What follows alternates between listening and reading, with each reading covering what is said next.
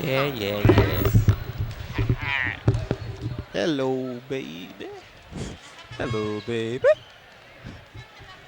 Okay, for the first half stats, the Blazers are shooting 65% from the field and 100% from the free throw line.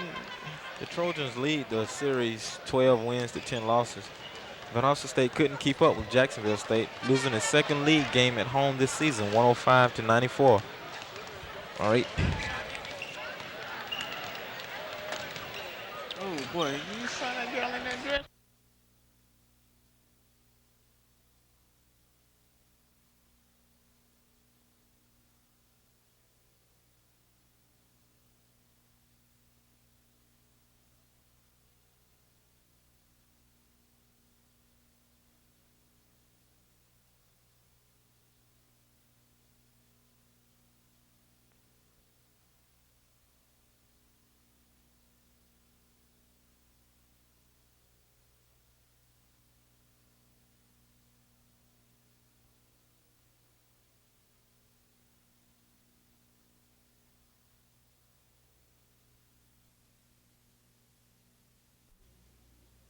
With the best in local sports, drama, and all-around entertainment. Student-produced and community-oriented programming at its best. You're watching VSC TV.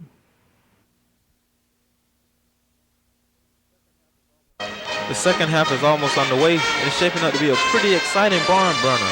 The Blazers are holding a slim 47-43 lead over the Troy State Trojans.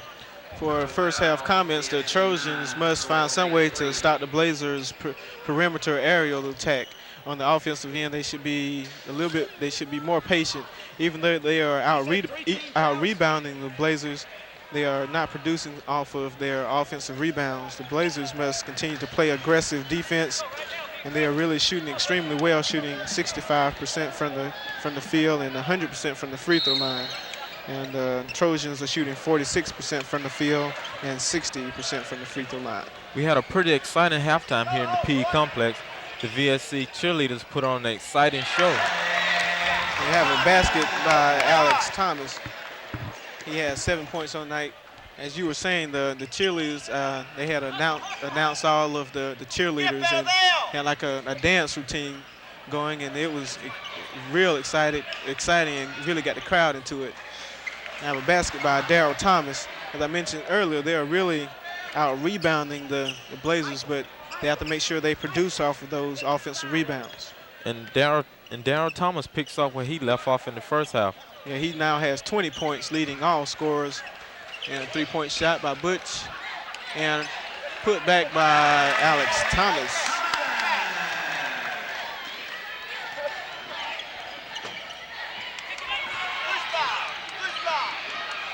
And we have a 3-on-1 attempt.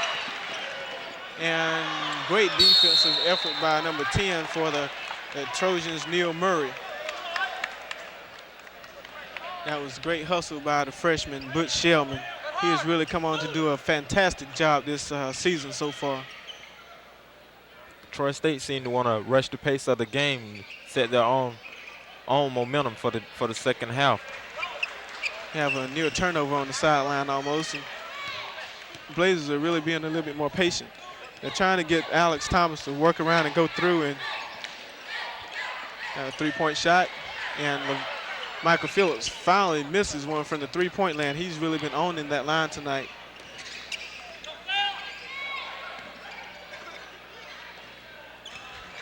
The Blazers come back out the second half with a 2-3 zone. And we have a over-the-back foul against number 31 for the Blazers, Alex Thomas. He now has 3 fouls. First team foul on the Blazers this half. The Blazers must make sure that they do not get into early foul trouble in the early part of the second half, as they did in the early part of the first half. Oh, they have a walking. That should have been a jump ball. And it is a jump ball, and possession arrow goes to the Trojans. That was a great defensive effort that time by the Blazers down low. And now inbound is the ball, and the only person the Blazers really have to worry about is Daryl Thomas. And right there he had a shot attempt. And we have another over-the-back foul by Alex Thomas again.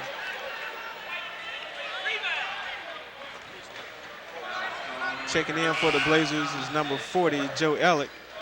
That is Alex's 4th foul. He's coming out of the game.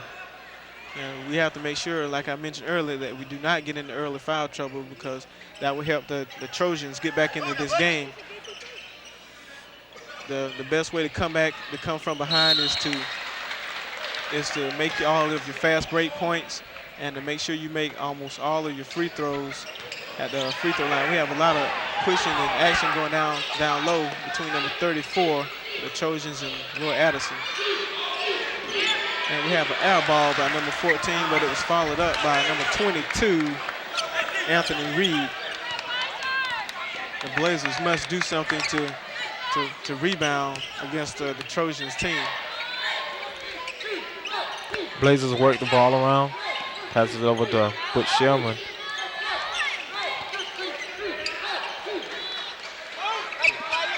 The Blazers are being extremely patient. And a nice finger roll move and a putback, I believe, by number 25, Lavelle Guerra. The ball is stolen by the Blazers, and Lavelle Guerra heads up court on a fast break. And the ball belongs to the Blazers, and that really gets the crowd and the coaches into a fury.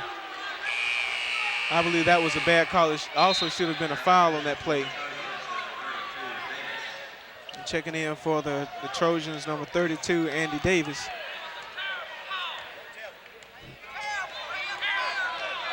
Coach Dominy and the rest of his coaching staff really believes that one particular referee has really been calling the game one-sided tonight. The officials for tonight's game are assigned by the Gulf South Conference office, and they are Phil Sisk, Barry Greer, and R.T. Day.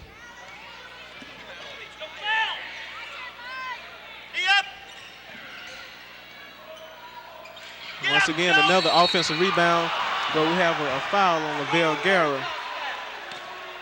And that's his 2nd foul. They are really getting on to officials about more than just one referee call the fouls. And they really believe they're getting worked over by the officials at this time.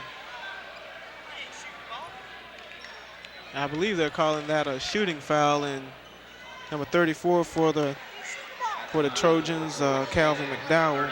He's a 71% free throw shooter from the line. Cheerleaders are cheering, miss it.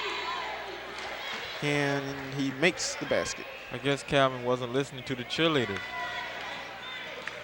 Coach Dominy is still pacing back and forth the sideline after that bad call by the referees, and seems like we have a lane violation. And we seem to have a little extra activity going on down low between Roy Addison and number 22, Anthony Reed. I believe that would really get the Blazers crowd and the coaches into this game more. Lane violation was against the Trojans. The ball will go to the Blazers. Coming into the game for the Trojans is number 5, Tony Holly.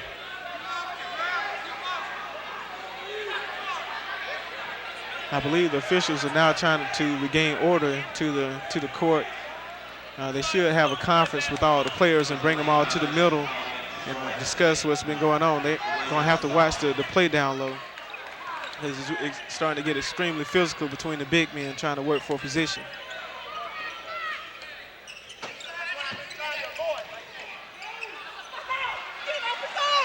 You see the officials. And I believe the possession now will go to the Blazers.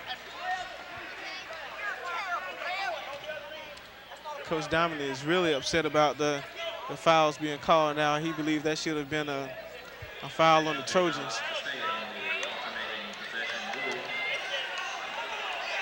And once again, Coach Dominy receives another warning from a different referee.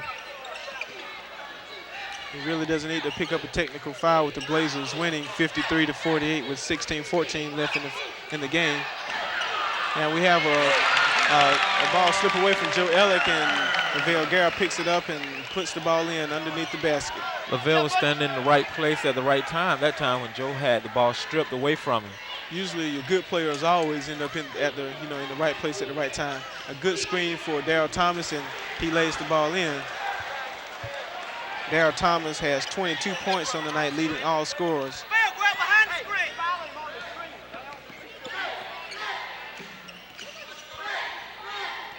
Blazers have a 5-point lead, 55-50.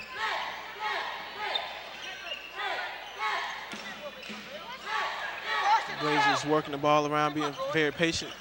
The Trojans are operating, I believe, out of a 1-3-1 defense, or either a 2-3 zone defense. 3-point shot by LaVale Garrett. It's good.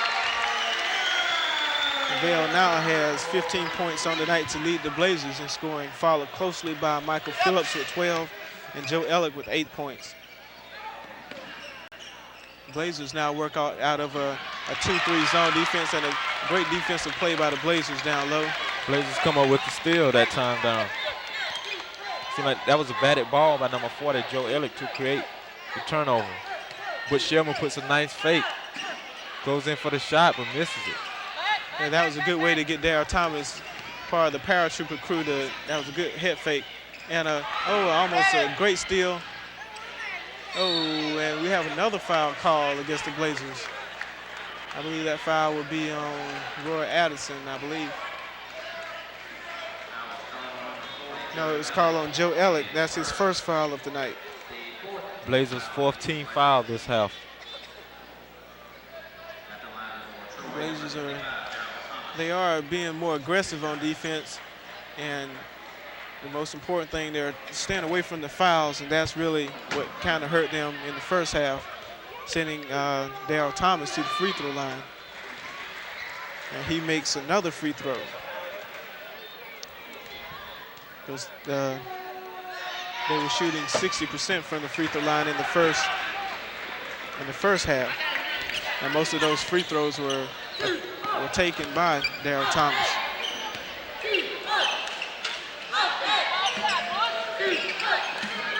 Working the ball around.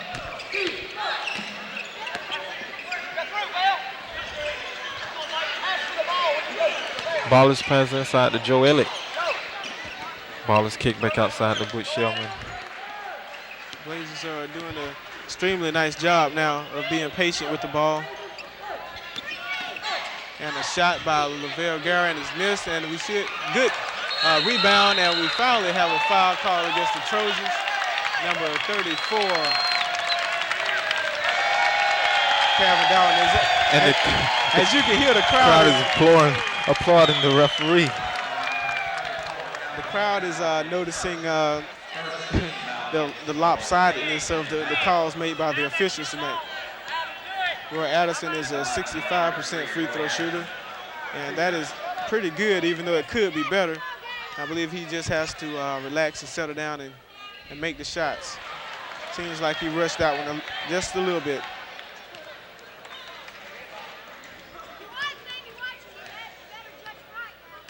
Once again, I would like to remind you that you're watching VSC TV, cable TV programming.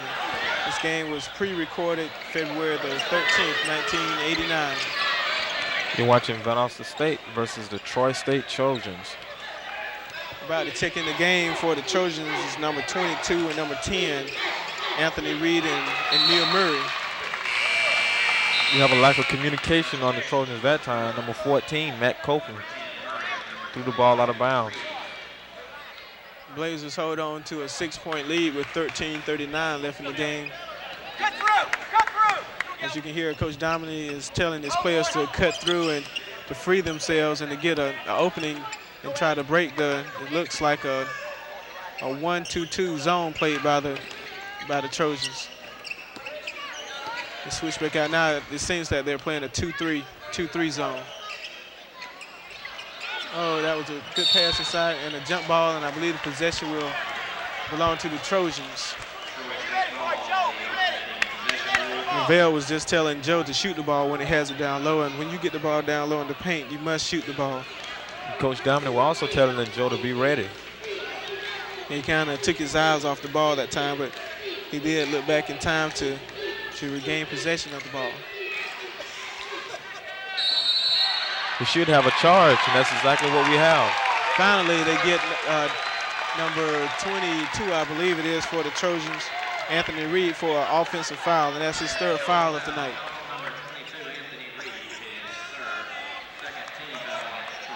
Coach Maestri for the Trojans, he really hasn't been all that excited tonight by the call of the officials, mainly because the calls have been going his way. But he got off the bench that time. He was kind of upset that the officials called a charging call. As you can see, number 22 and 33 are going at it once again down low. Playing a tight man-to-man defense. They're really denying the ball down low in a three-point attempt off the front of the rim. Rebound goes to Michael Phillips. Have a three-on-two break. Slowed up by Lavelle Guerra, who brings the ball out and sets up the offense for the Blazers. That was a great catch by Lavelle because, we have a nice basket by Joe Ellick underneath the basket. He now has 10 points on the night.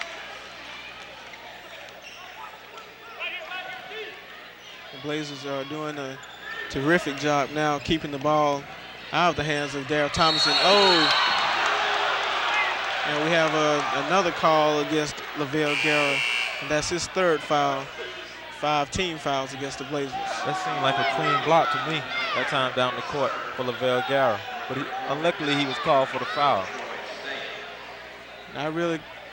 Those officials are really giving the Blazers a fit tonight. I believe they could have at least a 12 or 14-point lead if it wasn't for all the calls going against them tonight. And once again, going to the line is Daryl Thomas. He now has 25 points, and he is really living up to his 81% free throw shooting ability, now with 26 points. So you can say Daryl lives at the free throw line because most of his points comes from the charity stripe. Yeah, those are the easiest points you'll get besides the layup when you're at the free throw line. If you take time out to practice them, and it's almost like a give-me shot. I tell you, when you're a great offensive player from the field, that helps work. We have a pushing foul. It's not called. The ball goes down court. And we have a charge called finally again on number 34. And I believe Lavelle Guerra is down.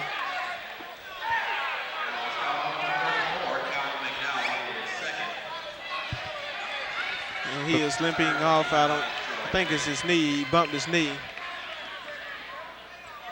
He seems to be all right. He's trying to walk it off. Coach Dominique's asking him if he's all right, and he's acknowledging that he's okay. We have a timeout on the court. 11:24 left to go in the game. The Blazers are winning 60-54 over the Troy State Trojans. We really appreciate the fan support this evening, and we hope that fans come out again for February 18th for the game against North Alabama, and February 20th versus UT Martin. Yeah, those are the Blazers' last two home games, and I'm pretty sure they could use all the support that they could get, even though tonight they're getting all the support that they've wanted, and even though there could be more, they are doing a great job. During the timeout, Coach Dominique was telling his players about working the ball down low, and we have a great shot by number 40, Joe Elliott, and that's a foul on Daryl Thomas. Joe Elliott is a 39% free throw shooter, and hopefully he can make both of these free throws to help the Blazers obtain a 9-point lead tonight.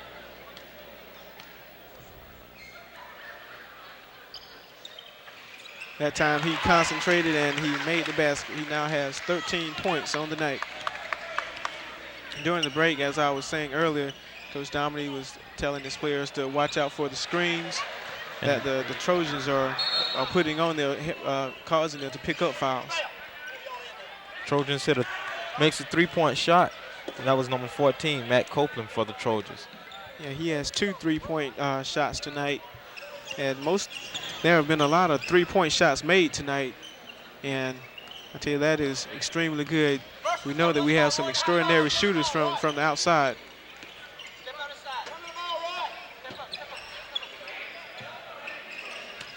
Good move to the hoop, and we have a dunk by Michael Phillips. He came out of nowhere that time to follow up Roy Addison's shot. That was an excellent shot that time by Michael Phillips. Michael timed that play very well. And we have another three-point shot answered by number 14, Matt Copeland, and that's his third three-point shot tonight. Coach Dominic is telling Lavelle he must get out there and stop Copeland from hitting that shot because he will make it. Trying to work the ball down low to Joe Ellick again.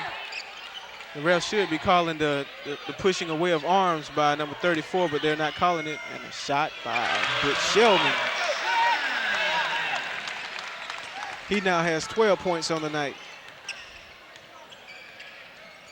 The Blazers are picking up that intensity that they have been looking for. And a basket and a foul on number 11, Michael Phillips. Basket by Matt Copeland goes to the free throw line to hopefully complete the three-point play. Change that. The foul was on number 5 for the, no, it's on Michael Phillips. That's his third. Copeland misses his free throw attempt.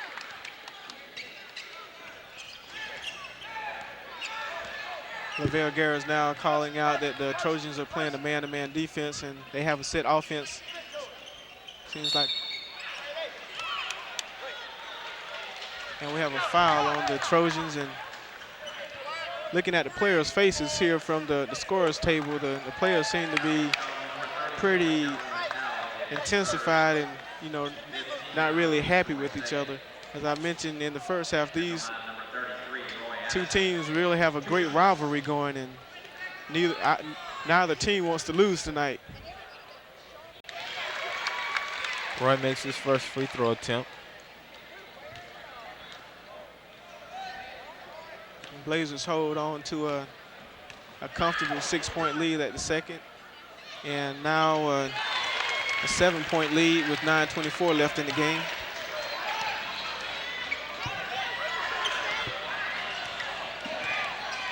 The Blazers are now coming into a man-to-man defense.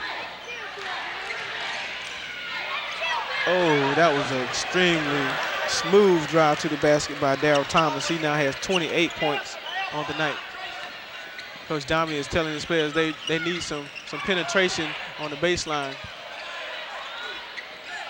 That was good ball movement by the Blazers, and that was a good way to pull the ball out and not to force a shot. And we have a foul called by 2 refs this time for a change on number 14, Matt Copeland. That's his second foul on the night. Both teams at this moment now have 16 fouls, and out of the team that gets a foul now, the other team will be shooting in the bonus.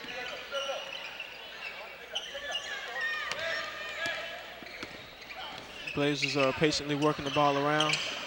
Good drive to the hoop by Lavelle Guerra. The Blazers are doing an extremely good job with the pick and roll and the screens and driving the ball to the basket. As you can see down low, Darryl Thomas is trying to get away from Lavelle Guerra and add some more points to the 28 points that he has tonight. Oh, we have collision down low, and the players are hurt. And I believe we're going to have an official timeout at this moment. And the C, I believe, is Roy Addison. He seemed to bang his head on the floor that time.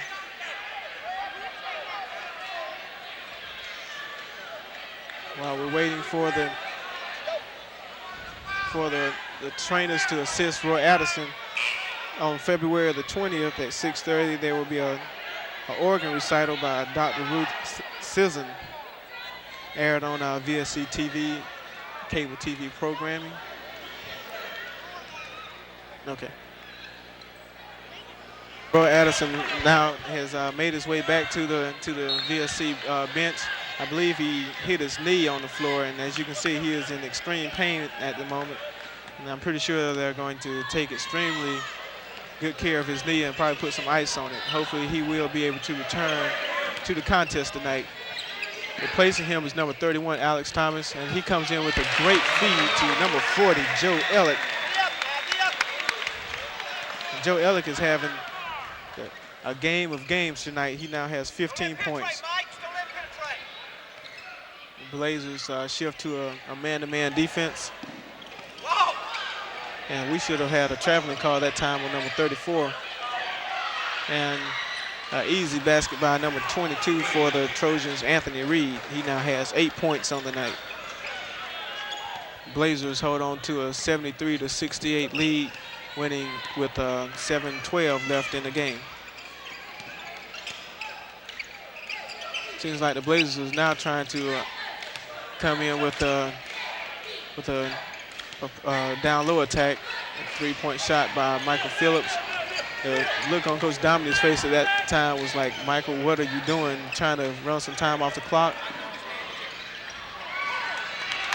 No, we should have had a holding foul call on number 25.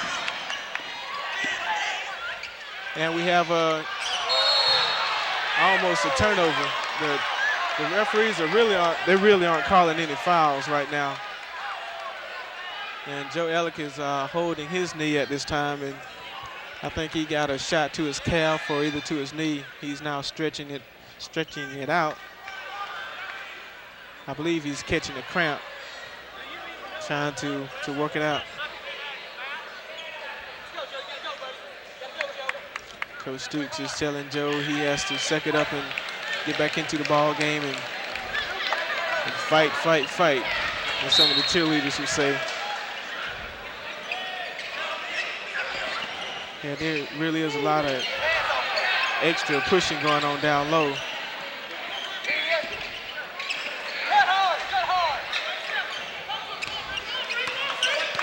But Sherman takes a 3-point shot for the Blazers and makes it.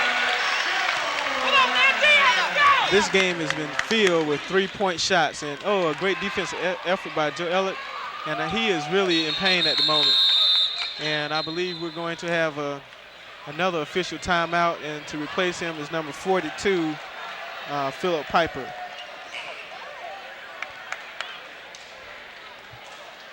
Check that, they're replacing Mark Weinberg, number 42 for the Blazers. The trainers are over trying to assist Joe at this moment. I believe it might be a cramp or either a muscle pull. To the bench, he seems to be all right. He's walking off under his own power, and as you can hear, the crowd is really giving him a hand. He's done an excellent job tonight, scoring 15 points. 2 of our juniors have gone out of the game this evening with serious injuries. Let's hope not that it's too serious that it'll keep them out of the season for the remainder of the year. And to replace him and doing a great job, Mark Weinberg. And he makes an immediate impact on the game. I tell you, that's what you need, is some people to come off the bench and to be an impact player. You can see Michael Phillips is greeting number 14, Copeland, at the top of the 3-point line. And we have an easy basket down low by number 32, Andy Davis. The Blazers are going to have to play better defense, even though they're trying to help each other out and the shift over. They're leaving men wide open down low.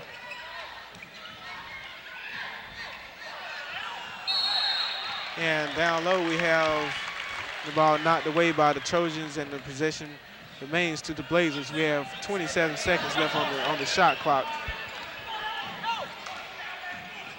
And we have a jump ball, and I believe the possession will remain to the Blazers.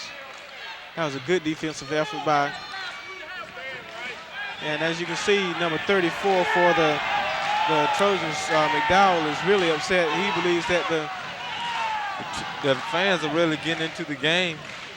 As you can hear, they are stomping, we will rock you.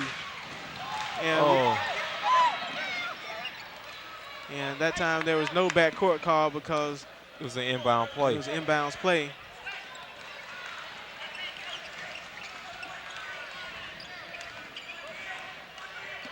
The Blazers are being extremely patient and making good passes now and working the ball around, trying to hold on to this 8-point lead, winning 78-70. Whit Sherman with the shot, but is fouled on the play. It's fouled by number 10, Neil Murray, for the Trojans.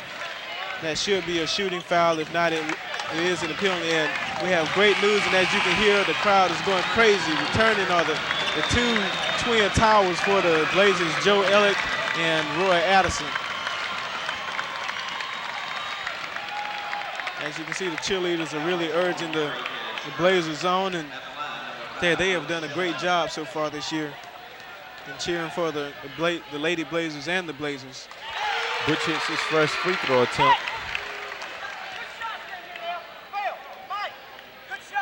The Blazers are still blazing from the free throw line. At the end of the first half, they were shooting 100% from the free throw line, and I tell you, that really helps out a lot when it comes down to the stretch of the game, because most of the time when games are on the line, they're won and lost from the free throw line.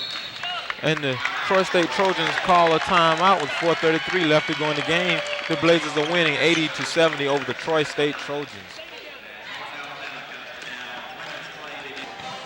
As you can see, the Blazers have a great average scoring, and tonight Butch Shelman has 17 points, Michael Phillips has 14, Lavelle Guerra 17, Alex Thomas 9, and Joe Ellick with 15 points, and they are shooting well above their usually game average. And this is a big game, and as you can tell, they are really pumped up for this game, and it is really showing. Playing defense on number 25, Darryl Thomas, is Butch Shelman, and they have really shut him down in the last 5 minutes of this game so far. And there's Thomas with the shot. Well, maybe I spoke too soon. He now has 30 points. But they have really been denying him the ball down low off of the pick and rolls and the screen set for him.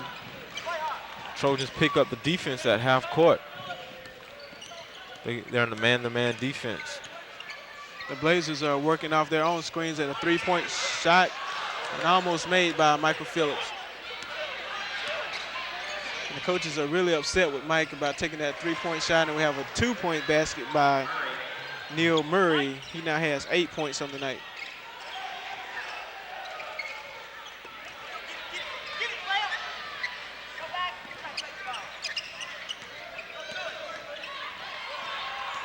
And then we have great ball handling by Michael Phillips. Oh, we have a foul on Michael Phillips, and the coaches are enraged. They're going wild. Michael Phillips picks up his 4th foul on a pushing foul. Either that was a great acting job or that was a blatant foul by Michael Phillips. Nonetheless, number 25, Darryl Thomas, will be going to the free throw line. As you can see, Coach Dominy is really upset about that call. He believes that Darryl Thomas put on a Hollywood show that time. Darryl Thomas is really putting on the show tonight, even though his team is behind by 5 points. The Blazers are winning 80-75 with 3:27. Checking into the game for the Trojans is number 22, Anthony Reed, and going out is number 34, Calvin McDowell. Darryl Thomas has really been carrying the bulk of the weight for the. Finally, we have a foul on number 32 for the Trojans, Andy Davis. The Animal Band kind of distracted Darryl Thomas on his second free throw attempt. Can you remember the last time Darryl Thomas missed the free throw? It's been before the game, right? Yeah, probably before the game during warm-ups. Coach Stooks and Coach Dominic really believe that the referees should, all three should have on some glasses tonight, because they're really being nonchalant about calling some of the fouls tonight. And we have a pushing foul away from the ball against Darryl Thomas. Darryl don't seem to agree with that call. He can't believe it. Maybe finally the refs are starting to see some of this little activity going on underneath the basket. With 3 referees out there, they should be able to catch some of them, because to avoid some troubles. Roy Addison is at the line shooting 1+ bonus. And he misses his first attempt. The Blazers are going to have to do an extremely better job on the rebounding end. They're still almost giving up 3 rebounds to. They're almost giving up 3 rebounds to their 1 rebounder. Oh, and we have a foul, I believe, on Lavelle Guerra. That would be his 4th foul.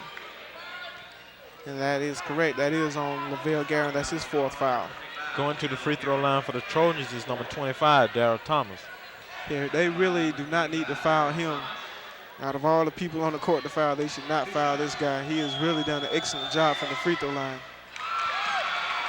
Maybe he's starting to go cold. He's now missed 2 free throws in a row. The Animal Band may be a little too distracting for Darryl. And he missed both his free throw attempts. Talking about miracles, Darryl has missed 2 free throw attempts. I can't believe it. And 3 in a row at that. Tell you, that is unbelievable. Having 31 points on the night, now all of a sudden to go cold. Maybe fatigue is his problem at this stage of the game. Tell you, when you come all out and play a game as intensified as these players have tonight, fatigue will start to set in sooner or later.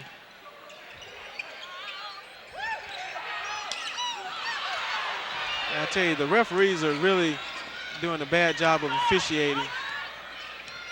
Fouls are being committed left and right, and I call them. And Bush Shellman gets burned by watching number 10, Neil Murray, nail another 3-pointer. He has three 3-pointers on the night, and he now has 11 points in the game. And that brings the Trojans within 2 points of the Blazers, 80-78. Number 25 is trying to get another foul on Michael Phillips. He's doing another acting job, trying to get another foul call on Michael.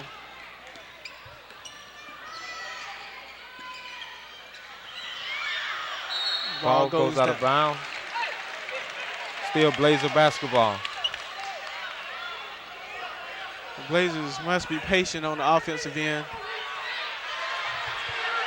And Coach Mayes is really upset. The clock official will set the time clock back to 45 seconds. I believe they're correcting it now. And the coaches for Troy State are extremely upset about the clock keeper and resetting the shot clock. Shot clock is now set at there. Well, they're still winding the clock, some time off the clock. Now both coaches from each team are up and complaining about the shot clock as to where it should actually be. They have the shot clock set at 16 seconds now.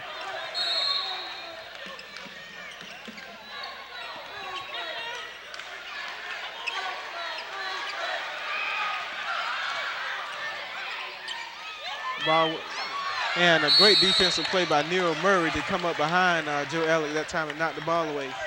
The Blazers really need to spread themselves out on the offensive end. They're getting crowded up and giving the Trojans an opportunity to steal the ball with them being so close together. The Blazers need to take a nice shot with 5 seconds on the clock, and that's exactly what Lavelle Guerin does and hits a 3-pointer. Lavelle finally gets back on the scoreboard, and he now has 20 points on the night. That brings the crowd to their feet. McDowell with the drive for the Trojans and misses the shot. Alec grabs the rebound, and we have a foul. That foul will be assessed to Calvin McDowell, and that's his 2nd foul on the night. As you can see, it's getting extremely physical down low between the big men going up for the rebounds. The Blazers are trying to change that rebounding edge that the Trojans had in most of the way through this game. It's getting down to crunch time now, and I think both teams know that fact, and both teams are hustling and struggling, trying to get the loose ball. And that's creating for a lot of fouls. Joe Alec missed another free throw attempt. The Blazers are winning 83-78 with a minute left on the clock. We have a drive to the basket and a reject by Joe Alec. And he goes back again, and we have another reject. And they hold the ball. That was a smart play by Lavelle Guerin. I tell you, you really need your seniors to hold the ball. And we have a foul committed by. We have a technical at that. Number 14, Copeland. That's his 3rd foul. And I believe they called that an intentional foul. And when you have an intentional foul, you must clear away from the lane. and he will have 2 free shots at the free throw line with no one to disturb him in the lane. And the Blazers were really pumped up tonight, and I tell you, when you work hard and practice hard, I tell you, it shows up in a game time situation. The crowd is really cheering Butch on, giving him some encouragement to make his second attempt. And he does. Butch now has 19 points on the night. And the Blazers take the ball out on their near sideline. Yeah, there will probably be some more blatant fouls before this game is over. As you can see, number 34 commits another foul, and that is his 3rd foul.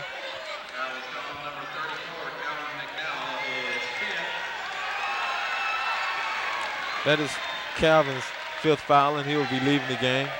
And coming in for Calvin is number 32, Andy Davis for the Trojans. McDowell leaves the game with 6 points on the night. And the Animal Band in the crowd is singing the bye-bye song to Calvin. Well, with 36 seconds left, nothing is impossible, but the way the Blazers are playing, it is bye-bye time for the Trojans, and maybe they can do better next year or later on this season. And Joe Ellick misses another free throw. They must make these free throws down the stretch. And we have a shot partially blocked, and it was tipped in off of Joe Ellick's fingertips. And trying to go for the rebound. Troy State calls a quick timeout with 25 seconds left to go in the game, and the Blazers lead 85-80 over the Trojans of Troy State. As you can hear, the Animal Band is telling the Trojans, "We will rock you." Valdosta State Blazers have 2 home games left. They are February the 18th versus North Alabama and February the 20th versus UT Martin. Blazers inbound the ball. He's batted out of bounds by the Trojans. And the Blazers will re-inbound the ball underneath the Trojans' basket. Okay, this win will really do wonders for the Blazers' pride, I tell you this. And we have a foul on number 22, Anthony Reed. This is a great confidence booster for the Blazers after coming off of their loss last week. I believe the Blazers will pull out from the free throw line and just shoot the free throws. Well, Roy Addison is so far as the sole player down low. Lavelle is shooting 1 plus the bonus. He's good on his first attempt. He now has 21 points on the night. The Blazers really had an all-around game tonight from their scores. They had 4 people in double figures, and Alex Thomas, he almost reached the double-figure ranks. He missed by 1 point. And Lavelle makes his second attempt. With 18 seconds left on the clock, the Blazers are winning by 7 points, 80-87. And as you can see, Coach Dominy is really upset. He believes that the refs are letting the Trojans get away with a lot of blatant fouls. As you can see, they're still pushing and shoving down low. Number 22, Anthony Reed and Roy Addison. I think Anthony Reed is initiating the contact underneath the basket. And it seems we're going to have a dunk attempt, and he misses the dunk attempt. And that's the ball game. Blazers come out victorious this evening, winning 87-80 over the Trojans of Troy State. The scorers for both teams, the Trojans, Tony Holly, number 5, with 2 points. Neil Murray, 11 points. Matt Copeland, 11 points. Anthony Reed, 10 points. And the game scorer, Darryl Thomas, with 31 points. Andy Davis with 6 points. And Calvin McDowell with 6 points. For the Blazers, Butch Shellman, 19 points. Michael Phillips, 14 points. Leading the Blazers, number 25, Lavelle Garrett with 22 points. Alex Thomas finished the night with 9 points. Roy Addison with 6 points. And Joe Ellick finished with 15 points. The Blazers really showed their appreciation tonight to the crowd by really doing a number on the Troy State Trojans, and I believe that we will have a better turnout. And we'd like to say You should come and watch this game. These players are really good, and hopefully they will continue to be successful. You have been listening to the voice of the VSC Blazers. I'm Keith Gilbert, along with Ryan Calloway, and thank you for joining us this evening for this most exciting game.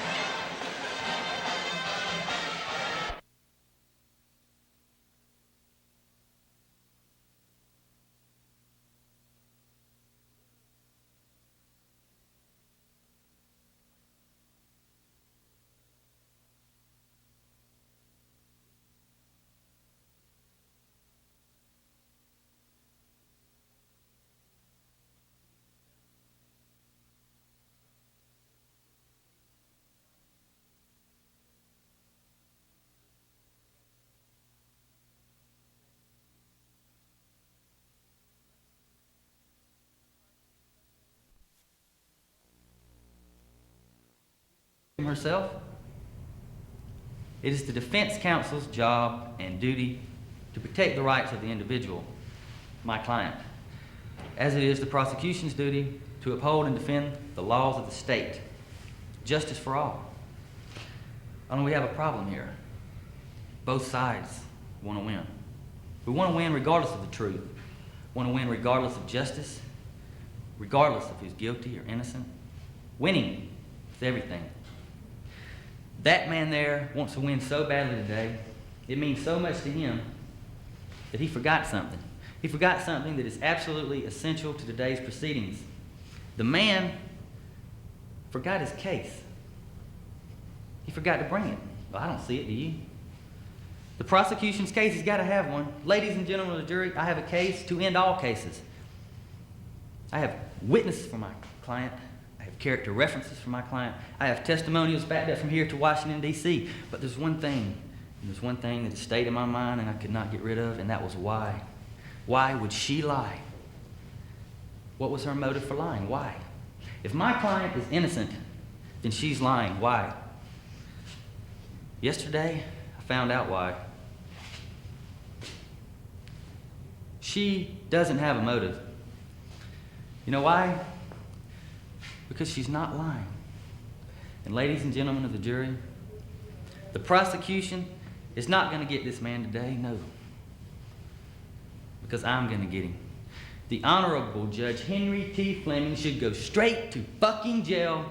The man is guilty. The man is flying. If that man is to go free, then something really wrong is going on here today. He raped and beat that young woman, and he'd like to do it again. He told me so. Let me ask you a question, Mr. Prosecuting Attorney. Let's make a deal. I got an insane judge that likes to beat the shit out of women. What do you want to give me, 3 weeks probation? Does that sound fair? Does that sound good to you? A judge, the son of a bitch, is supposed to stand for something. He's supposed to protect people. But what does he do? He fucking murders them. That man should be thrown under the damn jail. And I rest my case.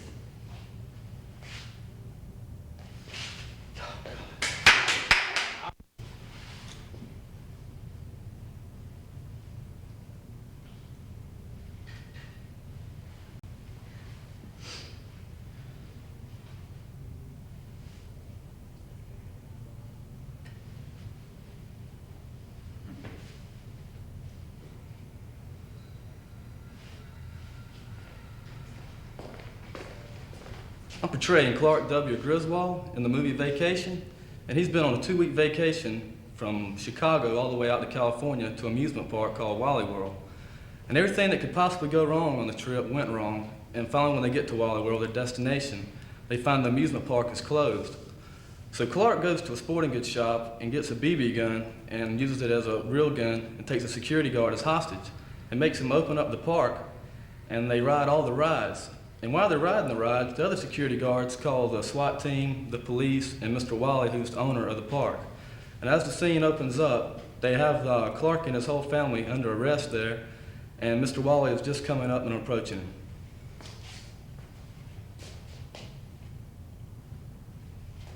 Excuse me, Mr. Wally, Roy, I'm Clark W. Griswold. This is my beautiful wife, Ellen, my daughter, Audrey, my son, Rusty.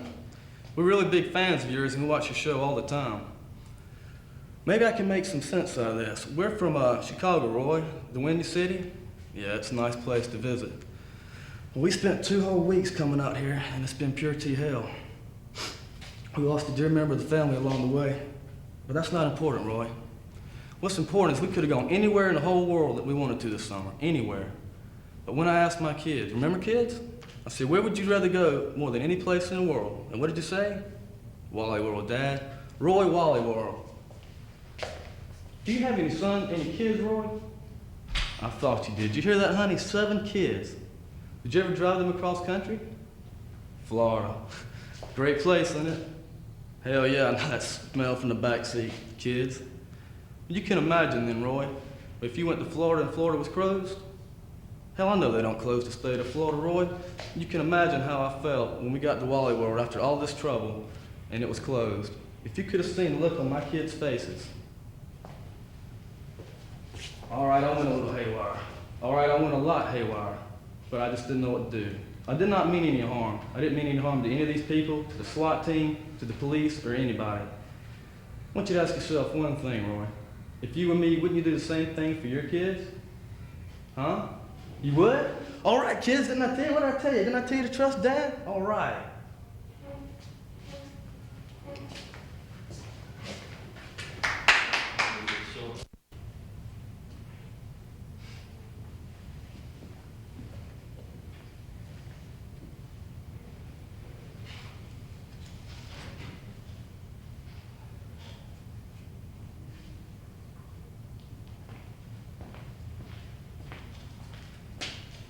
It's Sunday afternoon in Central Park, and the time is the present.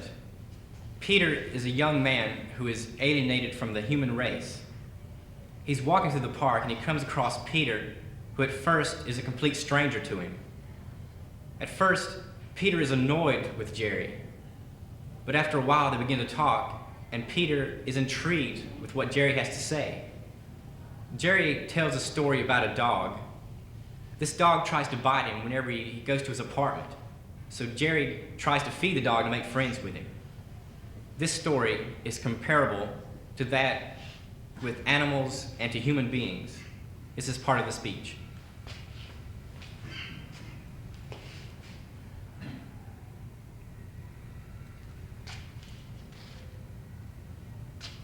When I got to the rooming house, the dog was waiting for me. I half opened a door that led into the entrance hall, and there he was, waiting for me, it figured. I opened the door, and I went in very cautiously. I set the meat down, the hamburgers, you remember, about 12 feet in front of where the dog was snarling at me. He snarled, stopped snarling, sniffed, moved slowly, then faster toward the meat. Well, when he got to it, he stopped, and he looked at me. I smiled, but very tentatively, you understand. He turned his face back to the meat, and then smelled, sniffed some more, and then roar, like that, he tore into them. It was as if he had never eaten anything in his life before except like garbage, which might very well have been the truth. I don't think the landlady eats anything but garbage. But he finished the hamburgers, the meat, and he tried to eat the paper too. He sat down, and he smiled. I think he smiled. I know cats do. It was a very gratifying few moments. Then, bam, like that, he snarled and tore after me. He didn't get me this time either.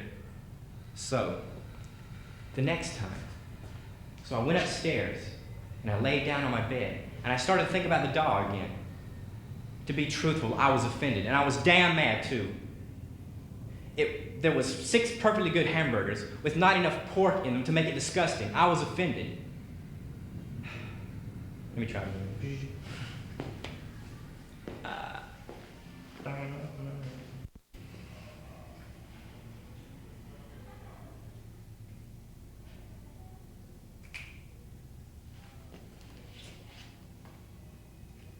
When I got back to the rooming house, the dog was waiting for me. I half opened the door that led into the entrance hall, and there he was, waiting for me, it figured. I went inside very cautiously. I had the hamburgers, remember, and I set them down about 12 feet in front of the dog where it was snarling at me. He snarled, stopped snarling, sniffed, moved slowly, then faster toward the meat. Well, when he got to it, he stopped, and he looked at me. I smiled, but very tentatively, you understand. After that, He turned his face back around. He smelled the meat again, and then raw like that, he tore into it. It was as if he had never eaten anything in his life before except like garbage, which might very well have been the truth. I don't think the landlady ever eats anything but garbage. But he ate the meat, the hamburgers, and he tried to eat the paper too. He sat down and he smiled. I think he smiled. I know cats do. It was a very gratifying few moments. And then, bam, like that, he tore after me. But he didn't get me this time either.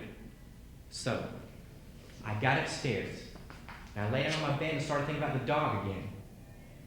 To be truthful, I was offended, and I was damn mad too.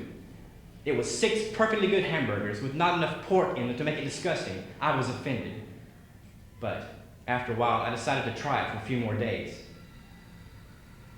And then, if you think about it, the dog had what amounted to an antipathy toward me, really. And I wondered if I mightn't overcome this antipathy. So I tried it for 5 more days, but it was always the same.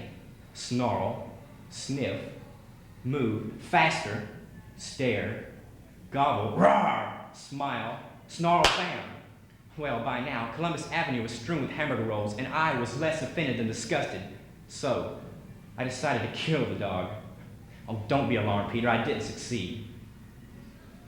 Where better to make a beginning? To understand and just possibly be understood. A beginning of an understanding than with a dog. Just that, a dog. A dog. It seemed like a perfectly sensible idea to me. Man is a dog's best friend, remember? So the next time we met, the dog and I looked at each other. I longer than the dog. And then we looked at each other with a mixture of sadness and suspicion. And then we feigned indifference. You know, to me, the dog and I had a relationship. So, after that, but it's strange, you know. The dog and I, we had this relationship. Cut.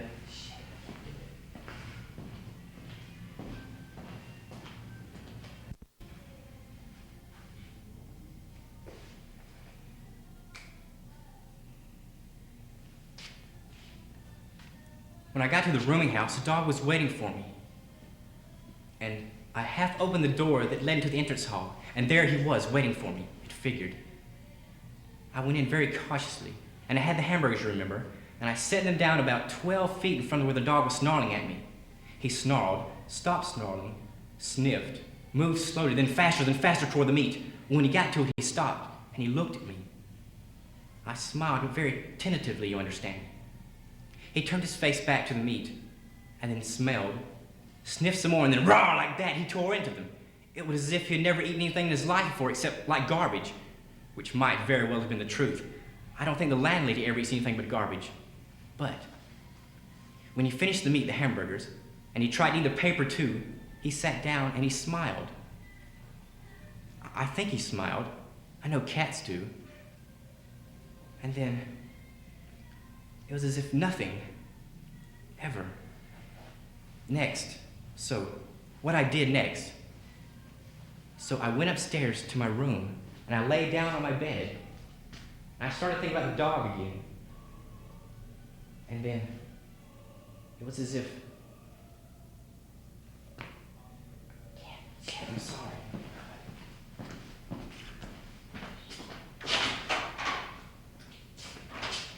I'm sorry. Extra carriage.